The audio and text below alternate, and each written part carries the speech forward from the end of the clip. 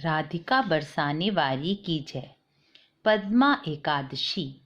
युधिष्ठिर ने पूछा, केशव, भाद्र मास के शुक्ल पक्ष में जो एकादशी आती है उसका क्या नाम है?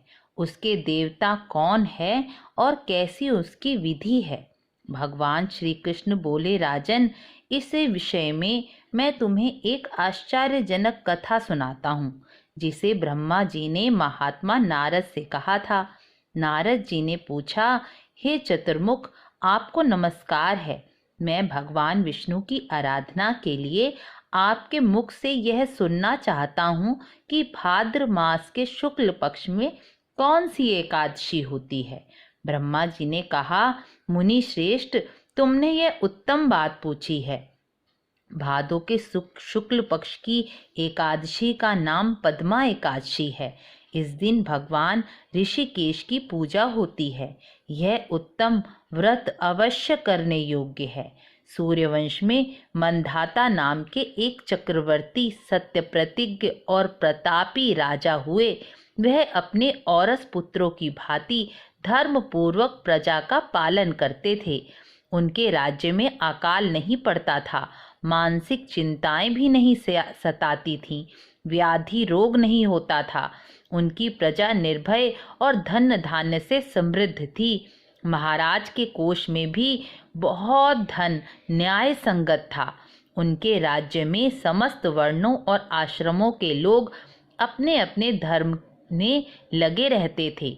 मंधाता के राज्य में भूमि कामधेनु के समान फल देने वाली थी। उनके राज्य काल में प्रजा को बहुत सुख प्राप्त होता था। एक दिन किसी कर्म का फल भोग प्राप्त होने के कारण राजा के राज्य में 3 वर्षों तक वर्षा नहीं हुई।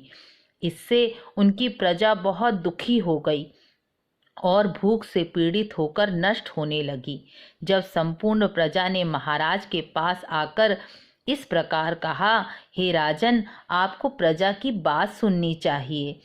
वे ही नारायण ही मेघ स्वरूप होकर वर्षा करते हैं। वर्षा से अन्न होता है और अन्न से प्रजा जीवन धारण करती है। हे राजन, इस समय अन्न के बिना प्रजा का नाश हो रहा है। ऐसा उपाय कीजिए जिससे हमारे योगक्षेम का निर्वाह हो जाए। राजा ने कहा, आप लोगों का कथन सत्य है, क्योंकि अन्न को ही ब्रह्म कहा गया है। अन्न से प्राणी उत्पन्न होता है और अन्न से ही जगत जीवन धारण करता है। पुराण में यह वर्णन किया गया है कि राजाओं के अत्याचार से प्रजा को पीड़ा होती है, किंतु जब मैं बुद्धि से विचार करता हूँ तो मुझे अपना किया हुआ कोई अपराध दिखाई नहीं देता। फिर भी मैं प्रजा का हित करने के लिए पूर्ण प्रयत्न करूँगा।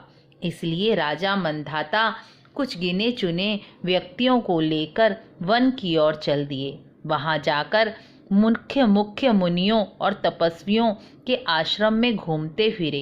एक दिन अचानक ब्रह्मपुत्र अंगिरा ऋषि के दर्शन हुए। उन पर दृष्टि पड़ते ही राजा खुशी से भर उठे और वाहन से उतरकर दोनों हाथ जोड़कर चरणों में प्रणाम किया।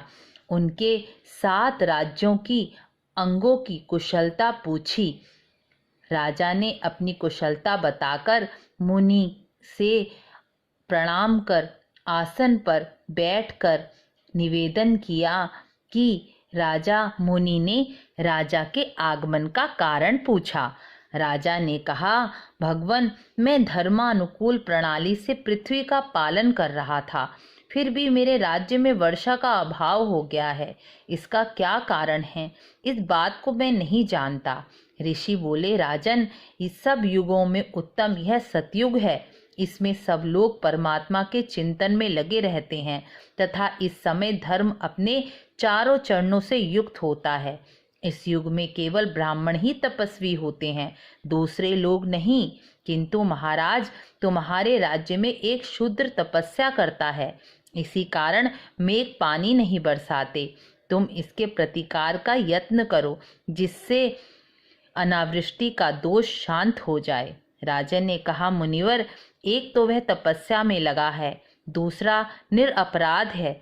अंत में उसका अनिष्ट नहीं करूँगा।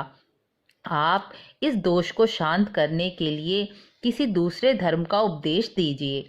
ऋषि बोले, राजन, यदि ऐसी बात है तो एकादशी का व्रत करो।